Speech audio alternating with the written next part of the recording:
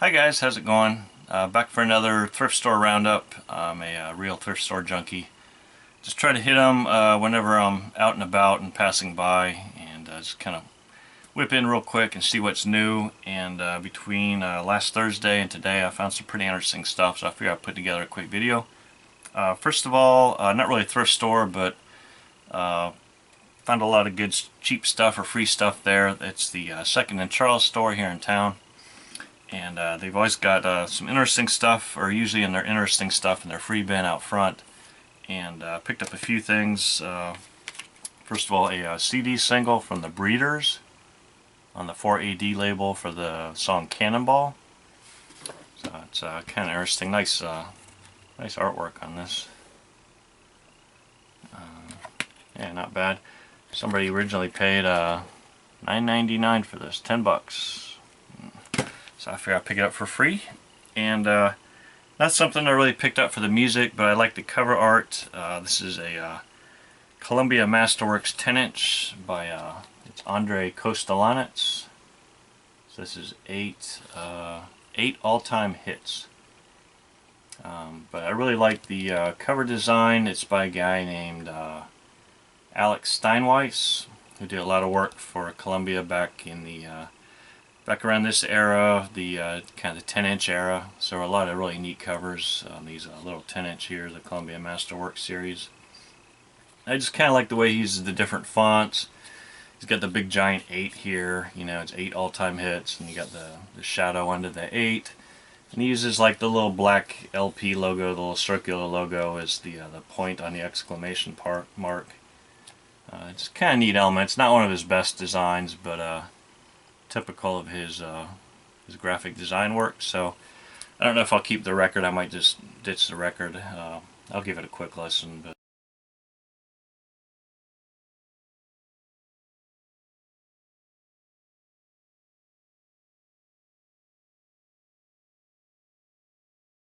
getting into Goodwill last Thursday, I stopped in, didn't find any new records, but found a nice piece of equipment. I'll actually do that last, get to that last, because it's pretty heavy.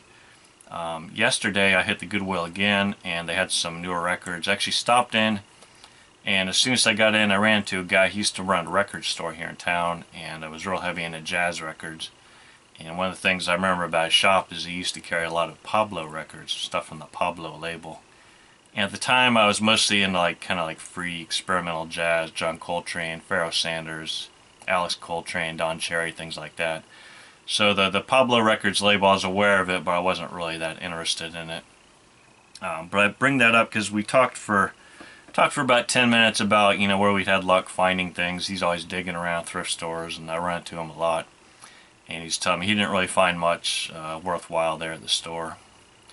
And so after we talked for a bit, he left to go check out some other shops, and I start digging. And one of the first things I dig up is a record on the Pablo Records label. This is Count Basie Big Band. In a little bit rough shape. He's real picky about what he picks up. I think he likes stuff. I think he picks up stuff for the most part to resell. Whereas I pick up a lot of stuff just out of curiosity to listen. I'm not quite as picky about condition as a lot of people, so a little bit rough, but definitely going in the collection here.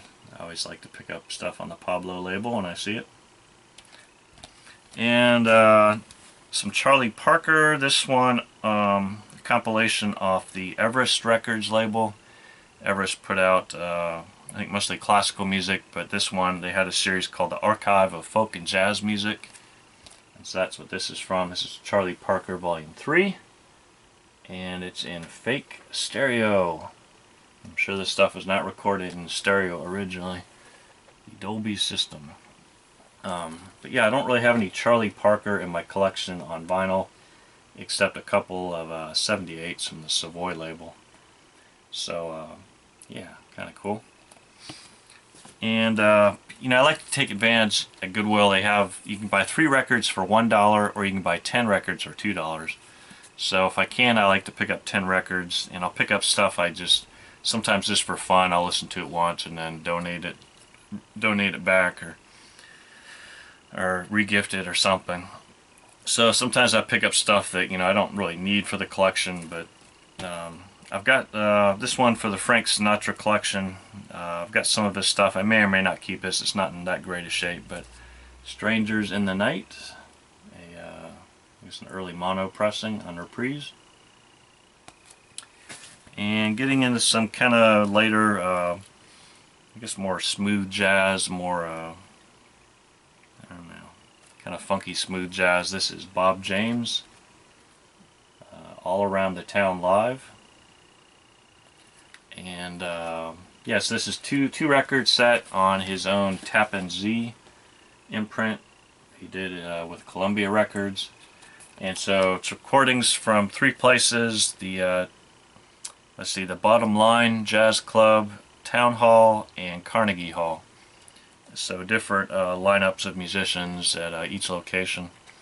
But yeah, I'm starting to get into his stuff. It's really slick and smooth, but I mean, there's enough kind of intelligent stuff going on there that yeah, I'm digging it. And he's got good musicians playing on. This one comes with a nice little booklet with some photos of the different band members and notes about the different places they played. So yeah, the musicians, you got some good musicians on here. Hiram Bullock, Steve Gadd, Eddie Gomez, Billy Hart, Gary King, Earl Klug, yeah, Idris Muhammad, Tom Scott, Richard T.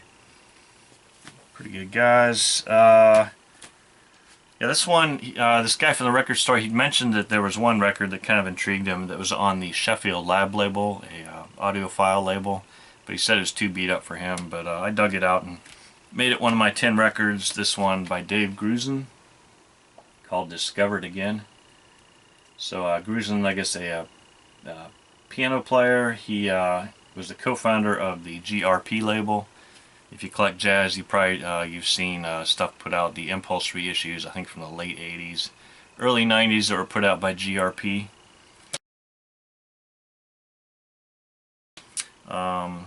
Yes, a nice gatefold here.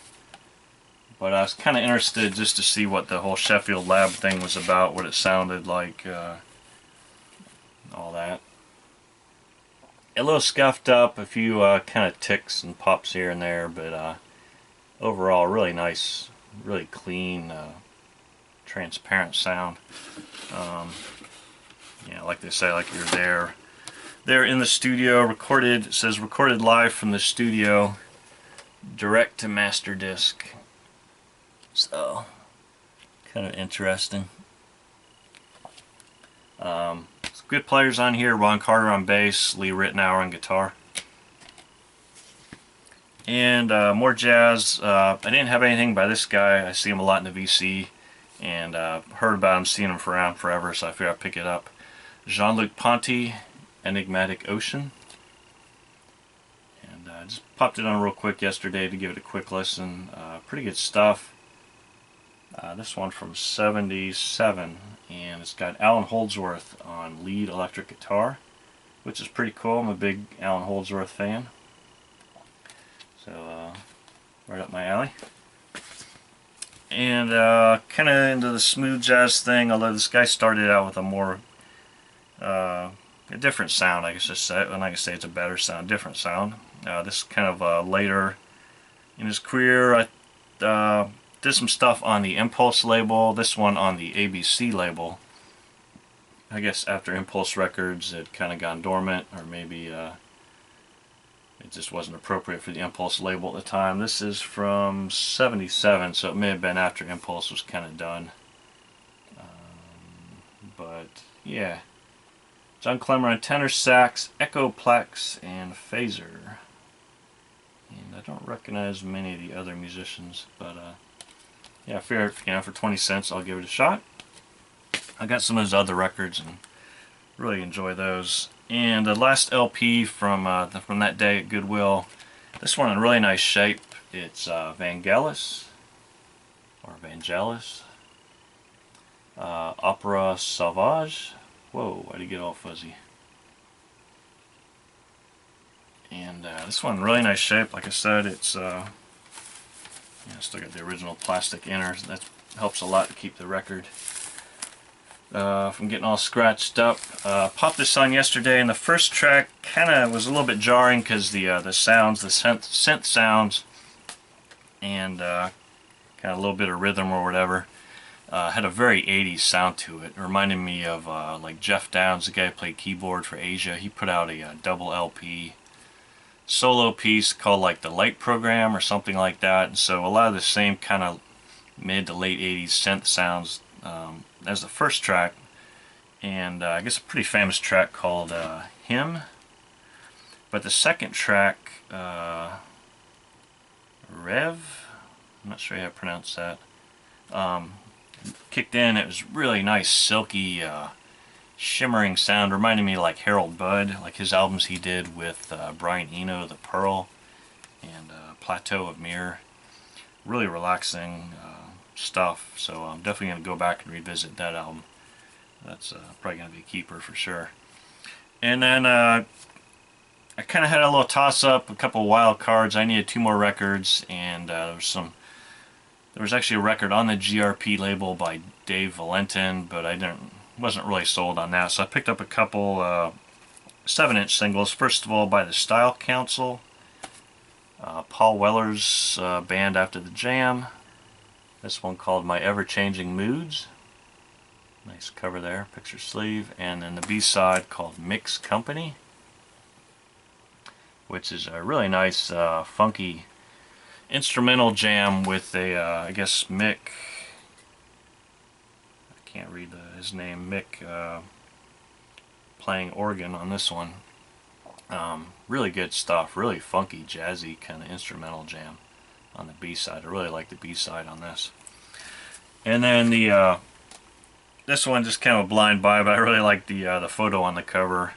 This is I guess a French singer, Georges Brassens, and I think this is some songs from a movie here. Chante du film Porte de Lilas on the German Philips label. I just like that photo there of him holding the cat. I'm kind of a cat person myself. Got a couple cats, so you know what the heck, for 20 cents. So that was yesterday at Goodwill, and then today I hit the other Goodwill in town. I happened to be over in that direction, and again found some interesting records and decided to take advantage of the full 10 for $2 deal. So I put together 10 records. I've got starting to pick up a few by this guy, Tony Bennett. This one a mono pressing, really nice shape. I left my heart in San Francisco. Columbia 2i, yeah, Columbia 2i pressing. And Henry Mancini, I've been collecting his stuff. I try to pick it up in stereo when I can. This one in mono, but in really good shape. Still got the original hype sticker there. Yeah, Our Man in Hollywood, I guess songs from movies, redone by Mancini and his orchestra. And this one just kind of took a chance on. I figured it wouldn't be that great, but the cover, everything was in really nice shape. Ferrante and Teicher, I think that's how you say it. I've got one of their earlier records that's more kind of experimental, and they create some really cool sound textures from their pianos. They treat them with, you know, wedging pieces of wood between the strings or something, or plucking out the strings. But this one, very straightforward, easy listening stuff my grandmother used to listen to on our big console stereo when we visit for Thanksgiving. That's what it reminds me of. You know, very soothing. I can see why people used to like to listen to this stuff, but it didn't really do much for me. But I'll pass it on. Trini Lopez. This is more Trini Lopez at PJ's. I guess playing live at a club called PJ's. I didn't realize he sang. I'd seen him before. You know, I always see him playing guitar, so I figure he's maybe like an instrumental guy. Yeah, I'll check it out. What the heck, for 20 cents? And some Herb Alpert albums. been watching Mark Mai's videos here on YouTube, and he does a really cool podcast series, and one of his podcasts was all about Herb Alpert's Tijuana brass and its different imitators, and played the music, and I really kind of enjoyed the music. Didn't realize how much I'd enjoy it, and so I'm starting to pick up some of Herb Alpert's stuff that's in really nice shape. So you got Volume 2 from Herb Alpert's Tijuana Brass, and What Now, My Love? This one in a little bit rougher shape, but I'll give it some listens. This one very timely. This is the Tijuana Brass Christmas album, and this one's kind of interesting. It's got the voices and strings arranged by Shorty Rogers, the jazz arranger, trumpet player. And I noticed in the liner notes, one of the tracks arranged by Herb Alpert and John Paisano. I recognize that name, John Paisano, a jazz guitarist who did some pretty interesting guitar albums with a guy named Billy Bean.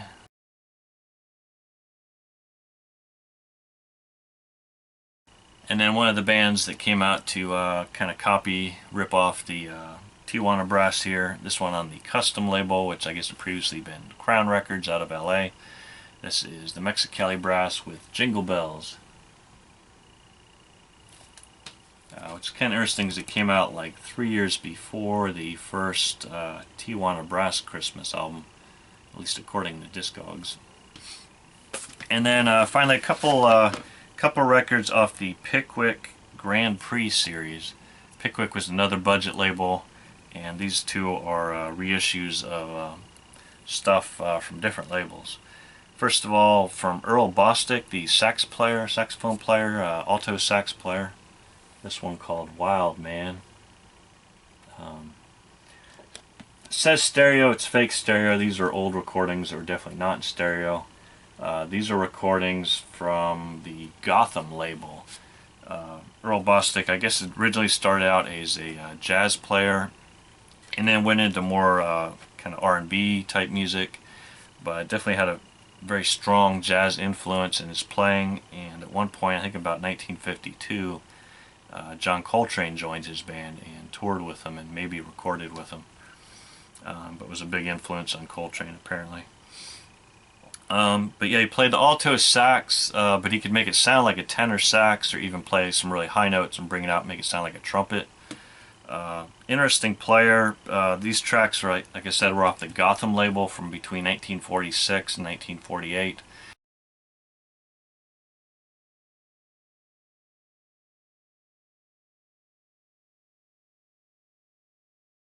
And then 48, King Records bought out his contract and brought him over to King. That's the recordings he's most famous for, is King Records recordings. They bought out his contract and bought the rights to his stuff off of Gotham, and I guess probably sold the rights or licensed them to Pickwick here for this reissue. So pretty interesting.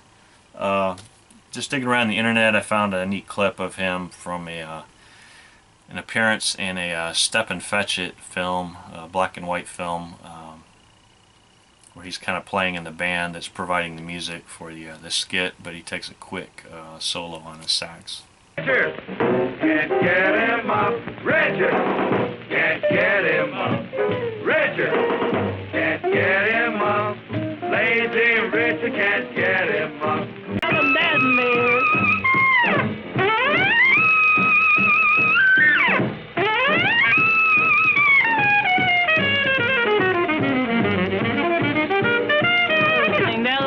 Roommate, I got to find him and get him straight, 'cause he's going around here telling folks about, I say he stole the landlady's quarter. That's what got him out. And then finally, another one off the Pickwick Grand Prix series. This one is the guitarist Tony Mottola, who's probably best known for his recordings with the Command label. This is a collection of recordings from before his command recordings off the I think the Royale label, On one side, the A side, it's all stuff from the Tony Mottola 4, which is kind of like a jazz quartet. And then the B side is recordings he did with a accordion player, and then himself on guitar, and then like bass, drums, and I think piano.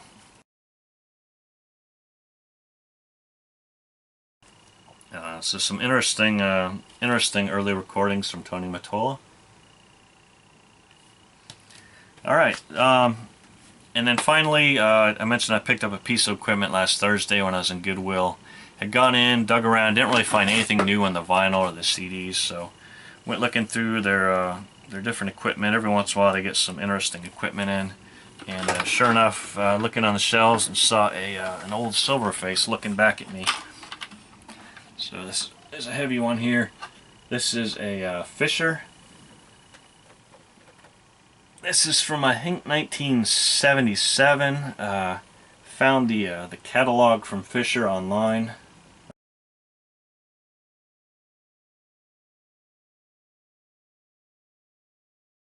Looks like it's about 32 watts per channel. But a really nice unit, nevertheless. Has a phono preamp, tape monitor, separate bass and treble controls, all that stuff. Really nice. All the lights still work. It lights up really nice in the dark, and everything seems to work on it. So it was a little pricey. I tend not to pay this much for equipment. Thrift stores is $25, but gave it a quick test in the store, hooked it up some speakers they had, and managed to bring in a station on the radio, and everything seemed to work fine. So snapped up for 25 bucks, brought it home and tested it, and everything seems to work fine on it. Today at age 95, we've called Nick Taylor, who collaborated with John Moore. He's in New York City. Good morning, sir, and sorry for your loss. Good morning, Steve. He was a good friend, and thank you. I want to read back to you a quote that Separation on the balance control.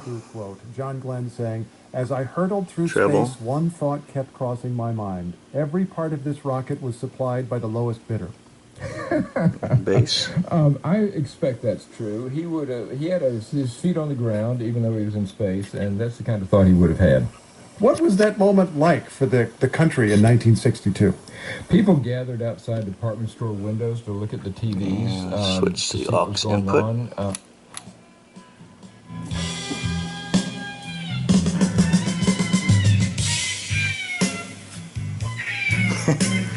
Once again.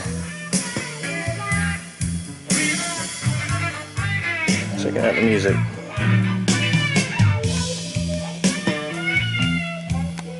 Pajamagram.com. So here we are in the dark.